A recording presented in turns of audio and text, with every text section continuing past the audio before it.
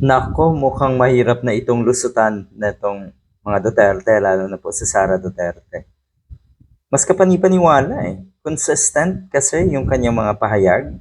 At kung babalikan natin kung ano ang ugat, kung bakit nagsasalita na nga ngayon etong si Madriaga, mukhang kapani-paniwala eh. Di ba? Nga naman, kesa siya yung nasadlak, siya yung nakulong dahil may alam siya. Bukod daw sa mga larawan nga netong si Sara Duterte at netong si Madriaga, meron daw 4 na motorsiklo, 2 Harley Davidson at 2 Ducati na inirigalo di umano sa kanya etong si Digong bilang patunay nga na siya ay malapit na kaibigan ng kanilang pamilya. So talagang dating magkasangga, dating malapit na kaibigan etong si Madriaga.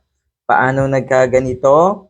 Dahil nga um, sa pagsampa ni Harry Roque ng kaso dito kay Madriaga, kaya siya ay nakakulong ngayon. Sabi sa inyo maraming pagkakataon na makikita natin na etong si Harry Roque ang naglalagay sa kapahamakan sa mga Duterte. At sana yan ay mapansin na rin ng mga Duterte, si Harry Roque po ang nagpapahamak sa inyo. Grabe no, yung akusasyon. Yung deliveries ng pera, cash. Sabi niya, mayroon siyang mga photos, text messages, pero nasa mobile phones nga na nasa korte. At lahat ng yan sigurado ay pwedeng or lalabas pag kinailangan.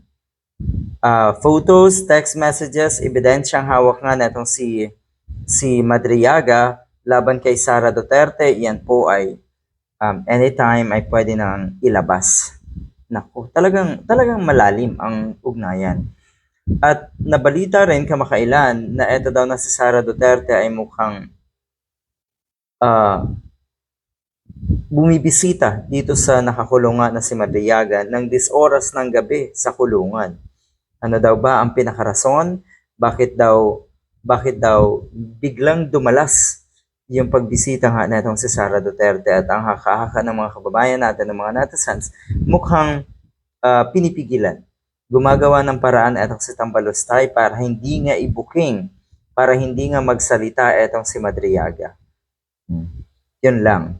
Lahat ng imbento nyo ng mga testimonya, lahat ng imbento nyo ng mga kuno ay delivery or bagman ng nasa Malacanang ni Martin Romualdez, Speaker Romualdez, yun naman pala.